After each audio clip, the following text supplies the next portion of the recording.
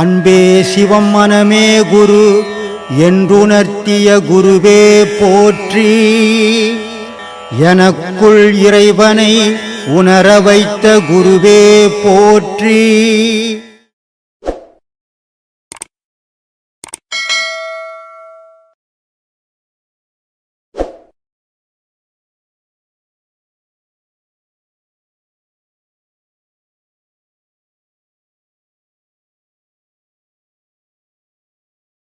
ஆன்மீக வாழ்க்கைக்குள்ளே போகணுமென்று முடிவெடுத்து அதில் பயணிக்கும் பொழுது உங்கள்ட வீடியோவை நான் யூடியூப்பில் பார்த்தேன். சரி. நானும் ஒரு குருவை தேடிக்கொண்டிருந்தேன் நான். சரி. ஆனால் உங்கள்ட ஸ்பீச், அதாவது உங்களோட கருத்துகள், நீங்கள் சொல்கிற விதங்கள் எனக்கு நன்றாக பிடிச்சபடியாக நான் உங்களை தேடி இவ்வளோ தூரம் பயணித்து வந்திருக்கிறேன். நீங்கள் தான் எனக்கு குருவாக இருந்து என்ன நல்வழிப்படுத்தி நல்ல ஒரு இடத்துல என்னை கொண்டு சேர்க்க வேணுமென்று உங்களை நம்பி வந்திருக்கிறேன். குருவாக இருக்கிறது பெரிய விஷயமே இல்லைம்மா. ராமகிருஷ்ண பரமஹம்சர் ரொம்ப அருமையான ஒரு விளக்கத்தை சொல்லுவார். தடிக்கு விழுந்தால் தெருவுக்கு 10 குரு இருக்கிறான், ஆனால் ஒரு சீடன் கிடைக்கலையே அப்படின்னு வருத்தப்படுறாரு. அப்படி வருத்தப்பட்ட காலத்தில் தான் ஒரு விவேகானந்தர் அவர் கிடைச்சார். ஏன்னா இன்றைக்கி குருமார்கள்லாம் தன்னை வெளிப்படுத்தின்னுக்கிறாங்க. ஆனால் ஒரு நல்ல குரு தன்னை வெளிப்படுத்தக்கூடாது. ஆனால் குருவனுடைய சீடன் தான் வெளிப்படுத்தணும். இது அறிவுபூர்வமாக செய்து காட்டின ஒரு விவேகானந்தர், அதை அமைதியோடு இருந்து பார்த்த ஒரு ராமகிருஷ்ண பரமஹம்சர்.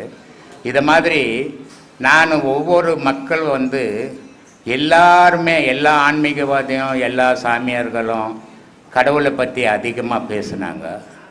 ஆனால் கடவுளுக்கு எந்த விதமான குறைபாடுகள் கிடையாது. அவருக்கு என்ன பொண்டாட்டி இல்லையா, பிள்ளை இல்லையா, உலகமே சொத்து அவருது, அவருக்கு என்ன குறைபாடுகள் இருக்குது? அதனால் கடவுளை பற்றி பேசி என்ன நான் ஆகிட போகுது? அதனால் நான் கடவுளை பற்றி அதிகமாக பேச மாட்டேன். மனிதர்களை பற்றி பேசுவேன், மனிதர்களுடைய மனத்தை பற்றி பேசுவேன், அதுக்கப்புறம் தான் கடவுளை பற்றி பேசுவேன். ஏன்னா மனிதன் ஒருத்தன் இல்லைன்னா கடவுள்னு ஒன்று இருக்காது. அப்போ மனிதன் நல்லா இருந்து அவன் மனம் தெளிவாக இருந்தால் தான் அந்த கடவுள் வழிபாடு புனிதமாக நடக்கும். அதனால தான் நான் அந்த மாதிரி மாற்றங்களை பண்ணணுன்ட்டு இன்றைக்கி பல லட்சம் பேர் இதை பார்த்து வீடியோவில் எனக்கு கால் பண்ணி இந்த மாதிரிலாம் சொல்கிறாங்க. ரெண்டாவது இன்னொரு விஷயம் என்னென்னா, இதை நான் செய்துன்னு இருக்கிறது உலகத்தில் யாரும் செய்யாத விஷயம், எந்த மகானும் இது வரைக்கும் செய்யாத விஷயத்தை நான் செய்துன்னு இருக்கிறேன். ஒரு மனுஷனுக்கு மனசுக்குள்ள குழப்பங்கள் இருந்ததுன்னா அவன் கடவுள் வழிபாடு தெளிவாக பண்ண முடியாது. அப்போது அந்த குழப்பங்களை ஒரு குருமார்கள் தீர்க்கணும். தீர்த்த பிறகு தான் அவன் கடவுள் வழிபாடு புனிதமாக பண்ண முடியும். அதனால் நான் என்ன பண்ணிட்டேன், யார் வந்தாலும் முதல்ல உட்காரு, எதுக்கு வந்த, ஏன் வந்த, எதுக்கு கடவுளை தேடணும், உனக்கு என்ன குறை, இது மாதிரி கேட்டு அவங்க வழிபடும் போது தெளிவான வழிபாட்டாக நடத்துகிறாங்க. இதை உலகத்தில் யாரும் பண்ணலை. ஆனால் இது ஆபத்தான விஷயம், எனக்கே தெரியும். ஏன் சொல்கிறேன்னா, இப்போ ஒரு மீடியாவில் ஒருத்தர் கேள்வி பதில் நட்டாங்கன்னா அந்த கேள்விகளை எழுதி அமைச்சிடுவாங்க. அந்த பதில்களுக்கு, இந்த பதில்களுக்குன்னு முன்னாடியே அவங்க ஆன்சர் எடுத்துப்பாங்க. இங்கே அப்படிலாம் பண்ண முடியாது. யார் வராங்கன்னு தெரியாதுங்க. ஆனால் வரவங்க கேட்குற கேள்விக்கு நம்ம பதில் சொல்லி ஆகணும், அவங்க மனசை தெளிவுபடுத்த ஆகணும். இது இங்கே வரவங்களுக்கு மட்டும் இல்லை, உலகம் ஃபுல்லாக இருக்கிற பக்தர்களுக்கும் சீடர்களுக்கும் அந்த மன தெளிவு வேணுன்றதுக்காக தான் சமமாக பேசின்னு இருக்கிறேம்மா. அதனால் இந்த நான் கிட்டத்தட்ட இந்த ஆசிரமம் கட்டி 16 வருஷமாக 17 வருஷமாக பேசினுக்கிறேன். இதுக்கு முன்னாடி 40 வருஷமாக பேசினுக்கிறேன். ஆனால் பெருவாரி மக்களுடைய மனம் எப்படி இருக்குதுன்னா, ஒரு ஆணி எடுத்து மண் செவத்தில் அடித்தா அது சரணி இறங்கிடும், வளையாது. ஆனால் மனுஷன் கல் செவத்தில் அடித்தோம்னா அந்த ஆணி வளைஞ்சு போயிடும், காணி இறங்காது. இன்றைக்கி மக்களுடைய மனம் கல் மாதிரி ஆகிட்டு இருக்குது. ஒரு கடவுள் வழிபாடு இது புனிதமானது. இந்த பாதையில் போகும்போது நம்ம முழுமையான மனிதனாக மாறணும். பெரிய மகானாவாத, பெரிய ஞானியாவாத, மனிதனாக ஆகிறதுக்கு பழகு. எல்லாரும் தோற்றத்தில் உருவங்கள் மனிதனாக தான் இருப்பான், ஆனால் உள்ளே இருக்கிற பொருள் மிருகமாக இருக்கும். அந்த மிருகதனத்தை ஒழிச்சிட்டு மனிததனத்தை வர வச்சுக்கின்னு மனிதனாக வாழ பழகுன்னு தான் சொல்லி கொடுத்துங்கிறேன். ஆனால் இதை மக்கள் சில பேர் ஏற்றுக்க மாட்டேன்றான். இது ஆன்மீகம். ஆன்மீகம்ன்றது ஒரு தெய்வீகம். தெய்வீகம்ன்றது புனித பயணம். அந்த பயணத்தில் தூய்மையாக பயணம் பண்ண கற்றுக்குங்க. அப்படிப்பட்டவங்க மட்டும் வந்தால் போதும். 17 சித்தர்கள் சொல்கிறாங்க, ஆனால் சித்தர்கள் பல கோடி பேர் இருக்காங்க. எந்திட்டு போட்டோம், உனக்கு என்ன, நீ இருக்கிறியா? இருக்கிற சாமி. உன்னை தேடி சித்தரை போய் தேடி என்ன பண்ண போகிற நீ? இல்லை அது என்ன 18 பேர் இருக்கட்டும் 1000 பேர் இருக்கட்டும்பா. ஆனால் அவங்கள தெரிஞ்சுக்கினே நீ என்ன பண்ண போற? உன்னை தெரியாத இந்த உலகத்தில் இருக்கிறதெல்லாம் தெரிஞ்சு நீ என்ன செய்ய முடியும் சொல்லு? உனக்கு எது புண்ணியம்? நம்ம செய்கிற செயல் நன்மை தீமை தான். நன்மை தீமை இல்லை, உன்னை தேடுறது தான். உன்னை தேடும் போதே நீ நன்மை தான் செய்வ. உலகத்தை தேடும் போது தீமையும் நன்மையும் கலந்து தான் செய்வான் மனுஷன். சரிங்க சார். என்ன அதனால ஒரு ஏழை உட்காந்துப்பான், அவனுக்கு மழை பெஞ்சதுன்னா வீட்டில் ஒழுவோம், வெயில் காஞ்சதுன்னா உள்ளே இருக்கவே முடியாது. பக்கத்து வீட்டில் ஒரு 4 அடுக்கு அடிக்கணும் ஒரு பெரிய பணக்காரன் இருப்பான். ஆனால் இந்த ஏழை தனக்கு ஒரு குட்ஸே இல்லையே, நம்ம நல்லா வாழ முடியலையே, நமக்கு மழை பெஞ்சா ஒழுவுது, வெயில் காஞ்சா உள்ளே இருக்க முடியலேன்னு அதை யோசிக்கவே மாட்டான். வரவும் போகிறவங்ககிட்டெல்லாம் பக்கத்து வீட்டுக்காருங்க அவர் பெரிய பணக்காரங்க, அவருக்கு 4 கப்பல் இருக்குதுங்க, 3 ஏரோப்ளைன் இருக்குதுங்கன்னு பேசியிருப்பான். இவனுக்கு என்ன லாபம்? அதனால நான் பல வீடியோக்களில் சொல்கிறேன், உலகத்தை பற்றி யோசிக்காதீங்க, உங்களை பற்றி யோசிங்க. உலகம் இருக்கும், நீ இருக்க மாட்டே. அதனால நீ யாருன்னு தேடு, சித்தர் யாரு, அந்த நிலைக்கு நீ முன்னால முடியுமா? அவன் கோடி பேர் இருந்துட்டு போட்டுமே, இன்னும் இப்போ அவங்களால நம்ம சாதிக்க போகிறது இல்லை, தெரிஞ்சுக்க முடியுமா? நம்ம கூட வந்து உலகிறாங்க சும்மானா. சில பேர் இப்போ நிறைய பேர் என்ன பண்ணிக்கிறான், நான் இந்த சித்தன் அந்த சித்தன்னு சொல்லிங்கிறான். சித்தன்றவன் யார் தெரியுமா? மனித உறவுகள் அறுத்துந்தவன் சித்தன். மனுஷன் கூட உட்காந்து காசு சம்பாதிச்சுக்கிறவங்களாம் சித்தன் புத்தன்னு சொல்லக்கூடாது. இன்னைக்கு அப்படிதான் போயின்னுக்குது உலகம். அதனால நீங்க வந்து உங்களை தேடுங்க. நான் பல வீடியோக்களில் சொல்லேன், உன்னை தேடினா தான் உனக்கு புண்ணியம், ஊரை தேடினா உனக்கு புண்ணியம் கிடையாது. என்கிட்ட ஒரு சீடர் வந்தார், நான் எல்லாத்தையுமே படிச்சுட்டேங்கன்னாரு. சரி, ரொம்ப சந்தோஷம்பா, எல்லாமே எனக்கு தெரியுங்கன்னாரு. ரொம்ப சந்தோஷம்பான்னு. உன்னை பற்றி எவ்வளோப்பா படிச்சேன்னு. என்னை பற்றி எப்படிங்க? யோ, உன்னை பற்றி படிக்காத உலகத்தில் இருக்கிறதுலாம் படிச்சீங்கன்னா புண்ணியம் உனக்கு, முதல்ல உன்னை பற்றி படிக்க கற்றுக்கியா அப்படின்னு. அதனால தன்னை தேடு. சித்தர் புத்தர்லாம் தேடி உனக்கு ஒரு பிரயோஜனம் இல்லை. இப்போ ஒரு சித்தர் வந்தார்னா என்ன பண்ணுவேன்? இவ்வளோ பேர் கடவுளை தேடுறோம் ஆயிரக்கணக்கில். கடவுள் வந்தார்னா என்ன பண்ணுவீங்க? என்ன பண்ணுவீங்க? ஒன்றையும் பண்ண மாட்டேன், அட போயான்ட்டு போயிடுவேன். தெரியாதகிற வரைக்கும்லாம் மரியாதை, தெரிஞ்சு போச்சுன்னா மரியாதை போயிடும். அதனால சித்தர்லாம் மரப்பா இருக்குது, அவங்களுக்கு மரியாதை. உன்னை தேடினா உனக்கு மரியாதை போ. ஆன்மீகம் என்றால் என்ன சாமி? யார் நீ யார் எழுதுறது? உன் கேள்வி தானா? உன் மனசில் வந்த கேள்வியா? புக்கில் இருந்தது. ஆன்மீகம்னா என்ன? தன்னை யார் அறிவாங்களோ அவங்க போகிற பாதைக்கு பேர் தான் ஆன்மீகம். தன்னுடைய ஆன்மாவை யார் அறிவாங்களோ அவங்க போகிற பாதைக்கு பேர் தான் ஆன்மீகம். வெறும் பட்டை அடிச்சுக்கிறதோ, நாமம் போகிறதோ, திருநீர் பூசுறதோ இவங்களுக்கு பேர் ஆன்மீகவாதி இல்லை. தன்னை நோக்கி யார் திரும்புகிறாங்களோ, இந்த உலகம்ன்றது பொய், தனக்குள்ளே இருக்கிற ஒரு பொருள் மட்டுமே மெய்யின்னு யார் நம்புகிறாங்களோ அவங்க போகிற வழி மட்டும்தான் ஆன்மீகம். அவங்க மட்டும்தான் ஆன்மீகவாதி. தன்னை உணராமல் யார் எங்கே போனாலும் அது ஆன்மீகமும் இல்லை, அது ஆன்மீகவாதிகளும் அவங்களும் இல்லை.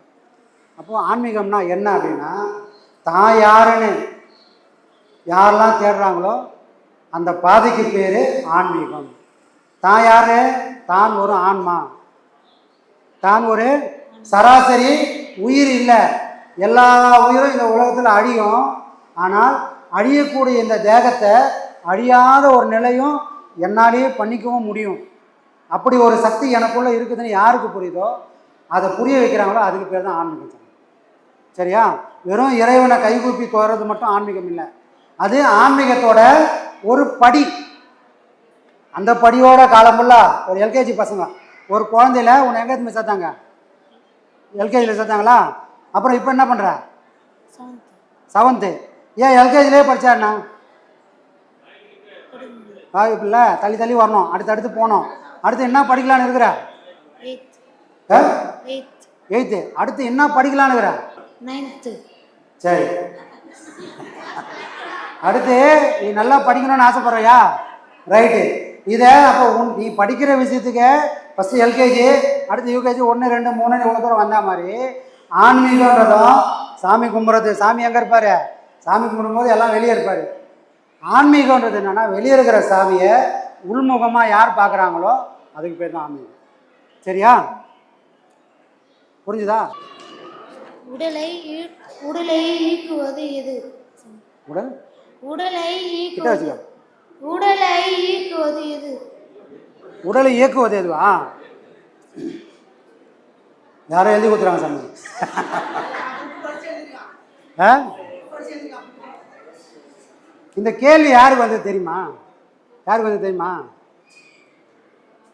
ரமணருக்கு வந்தது. உடலை இயக்குவது எது? இவ்வளோ நாள் அப்பான்னு கூப்பிட்டா அப்பா என்ன பண்ணார்? அழகாக தூக்கி வச்சு சாக்லேட்டு கொடுத்தாரு, ஒரு முத்தா கொடுத்தாரு. ஆனால் இப்போவும் அப்பா பத்துனுக்கிறாரு, நானும் அப்பா அப்பான்னு அதே மாதிரி தான் கூப்பிட்றேன். ஆனால் இப்போ ஏந்திருக்க மாட்டாரு. என்ன காரணம்? அப்போ இவ்வளோ நாள் அப்பா எங்கே போனார்? இவ்வளோ நாள் அப்பா இருந்தார், இப்போ எங்கே போனார்? இப்போ கூப்பிட்டா வரலையா? அப்போ உண்மையான அப்பா யார்? அப்போ இவ்வளோ நாளாக எங்கள் அப்பாவை இயக்கினது எது அப்படின்ற ஒரு கேள்வி வந்ததுனால தான் பரவாயில்ல, பையன் அப்படி போயிடானான்னு தெரியல. இப்படிலாம் போயிடாதுறேண்ணா. உங்கள் அப்பா அம்மா வந்துக்கிறாங்களா? நீங்கள் தானா? சந்தோஷம். அப்போ இந்த மாதிரி கேள்விகள் யாருக்கு வரும்? குழந்தையிலேயே ஞானம் யாரும் அடைஞ்சிருக்காங்களோ, யாருக்கு ஞான தேடல் இருக்குதோ அவங்கெல்லாம் கேட்கக்கூடிய கேள்வி எதுன்னா இதுதான் முதல் கேள்வி. உடலை இயக்குவது எது? உயிர் தானே. செத்து போனவங்களுக்கு அப்போ ஏன் இல்லை? அப்போ எங்கேயோ ஒரு இடத்துல அது போகுது, திரும்ப எங்கே இருந்தால் அது உள்ளே வருது. எங்கே போகுதுன்னு எனக்கு தெரியல. உள்ளே வரும்போது அது எங்கே இருந்ததுன்னு தெரியல. உள்ளே வந்ததுக்கப்புறம் இடத்துக்கு ஏற்ற மாதிரி நான் வேஷம் போடுறேன். அப்போ அதுக்குன்னு சுயமாக ஒன்றுமே இல்லை. ஒரு பொண்ணா வடிவத்தில் நான் போகும்போது நான் பொண்ணாயிடுறேன். ஒரு ஆம்பளை வடிவத்தில் போகும்போது ஆம்பளை ஆயிடுறேன். ஒரு அலியோட வடிவத்தில் போகும்போது நான் அலி ஆயிடுறேன். ஒரு நாயாவோ ஒரு பேயாவோ ஆனேன்னா அப்போ எல்லாத்தையும் எடுக்கக்கூடிய வடிவத்தை எடுக்கக்கூடிய சக்தி அப்போ நமக்குள்ளே இருக்குதுன்றது இதுதான் அடையாளமே. எனக்குன்னு ஒன்று அடையாளம் இல்லைன்னு சொன்னால் அதால் எந்த வடிவத்தை வேணால் எடுக்க முடியும். அப்போ இறைவனை நானும் ஒன்று தான். எங்கே வேறுபடுறோம்? அவங்கிட்ட இல்லாத ஒன்று என்கிட்ட இருக்குது. அப்படி அவங்ககிட்ட இல்லாத செல்வம் என்கிட்ட ஒன்று இருக்குதுன்னா அந்த ஒரே செல்வம் இந்த பாழா போன மனம்தான். அந்த மனம் இறைவன்கிட்ட இல்லைன்றதுனால அவன் எப்பவுமே அறிவு மயமாக இருக்கிறான். அவன் கவலையும் படுறதில்ல, சந்தோஷமும் படுறதில்ல, எல்லாத்தையும் கொடுத்துட்டு அவன் அக்கடான்னு கிடக்கிறான். ஆனால் நான் எதையுமே படைக்கலை, எதுவுமே என்னால் ஆக போகிறதில்ல. ஆனால் என் கவலை இருக்குது பாரு, எல்லாத்தையும் படைச்சா மாதிரி ஒரு கவலை. என்ன மாதிரி யாரும் கஷ்டப்படலைங்க. நான் படாத கஷ்டம் ஒன்றுமே இல்லைங்க. இதை சொல்லாத வாய் இந்த மண்டபத்தில் ஒன்று கூட இல்லை. எல்லாரும் சொல்கிறோம் உண்மையிலே கஷ்டப்படுறேன்னா இதெல்லாம் போய் அனுப்பிச்சிட்டேன்னா அவன் கஷ்டப்படணும். எத்தனை வாய்ப்பு தான் உனக்கு கொடுக்கறது? நெருப்பு சொல்லுதான், டே உன்னை எத்தனை தடவை தான் நான் சொல்கிறது? உன் பிறவி இத்தனை ஆயிரம் பிறவி வந்துட்ட, ஒரு பிறவி நான் உன்னை சுட்டுனே தான் இருக்கிறேன், இன்னும் உனக்கு புத்தி வரலையா? தப்பிச்சு போக கரை வழி இல்லையா அப்படின்னு நெருப்பு கேட்குது. மண்ணு சொல்லுது, டே வந்து என் மண்ணுக்கு உர மாதிரி வந்து ஊறடா. எத்தனை பிறவியாக ஊற தெரியுமா? உன்னை நான் செரிச்சு உன்னை மண்ணாக்கி புழுவாக்கி போகிறதுக்குள்ளே நான் படுறப்பாடு பெரும்பாடுன்னு மண்ணு புலம்புது. இந்த மாதிரி பஞ்சபூதமும் நம்மளை படைச்சி அழித்து காப்பாற்றுறதுக்குள்ள அது போதும் ஆகுது. ஆனால் இதை வாரனால நம்மளை யாரும் உணர்றதே கிடையாது. அப்போ இவ்வளோ பிறவிகளை எடுத்து தப்பிச்சு வந்துக்கிறோமே எதுக்கு? அப்படி என்னாங்க நம்ம சாதனை பண்ணிட்டோம்னா திரும்பி பார்த்தா ஒன்றுமே இல்லை சாமி. ஆனால் நாய்க்கு வேலையில் நிற்க நேரம் இல்லாமல் தான் ஓடினுக்கிறோம், ஓடியாந்துனுக்கிறோம். ஏண்டா போகிறோம், ஏண்டா வரோன்னு தெரில. நீ இது வரைக்கும் என்ன சம்பாதிச்ச? ஒன்றும் இல்லை. சரி, இது வரைக்கும் என்ன செஞ்ச? ஒன்றும் இல்லை. அப்போ இந்த ஒன்றும் இல்லாத வாழ்க்கைக்கு என்னத்துக்கு தான் ஓடிக்கிறோன்னா அதையும் நிறுத்தவும் முடியல. அப்போ காரணம் இல்லாமலே இந்த உலகம் நம்மளை விரட்டினே இருக்குது. ஏதோ ஒன்று ஆசை காட்டின்னு அதுக்கு பின்னாடி ஓட வைக்குது. ஒட்டகம் இருக்குது, அது பாலைவனத்தில் இருக்கும். அங்கே இந்த மாதிரி புல் நெல்லெல்லாம் கிடைக்காது. அங்கே கிடைக்கக்கூடிய விஷயத்தை தான் சாப்பிட்டு வாழ முடியும். அங்கே என்ன கிடைக்கும்? அந்த பாலைவனத்தில் விளையக்கூடிய என்ன விளையும்னா முள் வகையான அந்த தாவரங்கள் தான் விளையும். அப்போ இது தாவரத்தை சாப்பிட்ணும், இது தாவரத்தை சாப்பிட்ணும். சாப்பிடும்போது முள்ளும் குத்தி தான் ஆகும், வேறு வழியும் கிடையாது. அப்போ இந்த முள் குத்தும்போது அது ஊறும். ஆனால் இந்த ஒட்டகம் என்ன நினச்சிக்கும், நம்ம சாப்பிடக்கூடிய இந்த இந்த இந்த செடியிலேருந்து தான் இவ்வளோ சுவை வருதுன்னு நினச்சிக்கோம். ஆனால் உண்மையிலே அந்த முள் குத்தி அந்த முள்ளுலேருந்து ரத்தம் வரும். தான் ரத்தத்தையே அந்த ஒட்டகம் சுவைக்குது. ஆனால் அந்த ஒட்டகம் என்ன நினச்சிதுன்னா இது அந்த செடியிலேருந்து வருது, இது அந்த உணவுலேருந்து வருது சுவைன்னு. ஆனால் அதுக்கு ஒரு நாளும் தெரியாது இது முள் குத்தி என் வாய்க்குச்சு அந்த ரத்தத்தை தான் நான் சுவைக்கிறேன்னு அந்த ஒட்டகத்துக்கு தெரியாத மாதிரி நானும் என் வாழ்க்கையில் நான் பண்ணக்கூடிய வேதனைலாம் எதுக்குன்னே நடக்குன்னு தெரியாமல் ஓடிக்கினே இருக்கிறேன். அப்போ இந்த ஓட்டம் எங்கே தான் முடியும்? செத்தாதான் முடியும். ஆனால் சாவறதுக்கு எனக்கு ஆசை இல்லை, வாழ்ந்தே ஆகணும். இந்த உலகம் இருக்கிற வரைக்கும் நான் வாழ்ந்து ஆகணும் அப்படின்னு ஆசை. ஆனால் ஆசை இருக்குது, ஆனால் வழியை காட்டினா போக முடியுமானா போக முடியாது. அது அவ்வளோ ஈஸி இல்லை. இது நினைக்கிற மாதிரி அவ்வளோ சாதாரணமாக அடைய முடியாது. அதுக்கு இந்த உடலையும் உயிரையும் உருக்கணும். 24 மணி நேரமும் அதே நினைவோடு இருக்கணும். இருக்க முடியுமா? இருக்க முடியாது. நெய்யின்னு ஒரு பொருள் தனியாக வந்துட்டால் பிரச்சனையே இல்லை, வாங்கிக்கலாம். ஆனால் இறைவன் பாலை மட்டும்தான் கொடுத்துருக்குறான். உனக்கு நெய் தான் வேணுமா, அந்த பாலை காசு, அதை தயிராக்கு, அப்புறமா அதை மோராக்கு, அப்புறமா அதை வெண்ணெயாக்கு, அப்புறமா அதை நெய்யாக்குன்றான். ஆனால் நமக்கு என்னன்னா நேராக நெய் வந்தால் நல்லா இருந்திருக்குமே. ஒன்றுக்குள்ளே ஒன்று மறைச்சி வச்சிருக்கிறான். அப்போ ஒன்றுக்குள்ளே ஒன்று மறைச்சிக்கிறான். ஏன் டப்பாவில் எதை மறைச்சி வச்சுக்கிறான்னா மனம் என்ற ஒன்று. இந்த உலகத்தை என் மனம் முன்னே காட்டுற வரைக்கும் இறைவன்ற பின்னாடி இருந்துன்னு வேடிக்கை பார்த்துன்னுக்கிறான். அப்போ நான் என்ன பண்ணேன், பின்னால் இருக்கிற இறைவனை பார்க்கணும்னா இந்த முன்னால் இருக்கிற இந்த அழுக்கெல்லாம் சுத்தம் பண்ணால் அவன் இந்த காட்சியிலேருந்து அவன் முன்னாடி வந்து நிற்பான். யாரை மாதிரி இருப்பான்?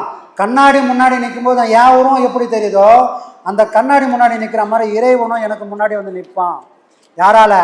மனம் சுத்தம் பண்ண ஒரு மனுஷனால். அந்த மனுஷன் சுத்தம் பண்ணதுக்காக தான் உடலுக்குள்ளே இந்த உயிர்ன்ற ஒன்றை இறைவன் ஊட்டுறான். வேற ஒரு பெரிய சாதனை இல்லை. நான் நினச்சிருக்கிறேன் என் பொண்டாட்டிக்கு காலம் ஃபுல்லாக உழைக்கிறதுக்காக தான் நான் வந்திருக்கிறேன்னு. என் பொண்டாட்டி பிள்ளைங்களை காப்பாற்றுறதுக்காக நான் பிறந்துக்கிறேன்னு நான் நினச்சிருக்கிறேன். எது வரைக்கும்? அவங்க என்னை எட்டி உதைக்காத வரைக்கும். அவங்க என்ன இந்த மாதிரி ஒரு அப்பம் உலகத்திலே இல்லைன்னு சொல்கிற வரைக்கும். அவனே கேட்பான் ஒரு நாளைக்கு, நீ என்ன சம்பாரிச்சு எனக்கு கொடுத்த? ஏண்டா நான் சாப்பிட்லடா வேலைக்கு, உனக்கு நீ சாப்பிடணுமேனு நீ பிடிச்சதெல்லாம் வாங்கி வந்து கொடுத்தேன், அது உன் கடமை, நீ எதுக்கு என்னை பெற்றுக்கினேன்னுவான். நான் ஆசைப்பட்டா பெற்றுக்கினேன், இப்படி ஒரு புள்ள வரும் தெரிந்தால் நான் ஏன் பெற்றுக்க போகிறேன்? ஆனால் கேள்விகள் வரும். ஆனால் வாழக்கூடிய நாளில் யாருக்குமே அது தெரிய போகிறதே கிடையாது. அப்போ இங்கே இருந்து நாம் தப்பிச்சு போகிறதுக்காக இறைவன் கொடுத்தது தான் இந்த உயிர் சாமி. புரியுதா? இந்த உடலுக்குள்ளே உயிரானதை ஊட்டினது இறைவனை போய் அடையணுன்றதுக்காக தான். அப்போ உடல் எப்படி இயங்குதுன்னா இந்த உயிர் மூலமா இயங்குது. இந்த உயிரை யார் இயக்குறான்னா இறைவன்ற. அவர் என்னைக்காவது ஒரு நாள் போதும்னு அப்படி தூக்கிட்டாருன்னா மொத்தமாக அப்படியே ஊந்துடும். வேறு இல்லை மரம் சாஞ்சி பார்த்துக்கிறியா, அந்த மாதிரி ஒரு நாள் போட்டு நம்ம ஊந்துடுவோம். சரியா?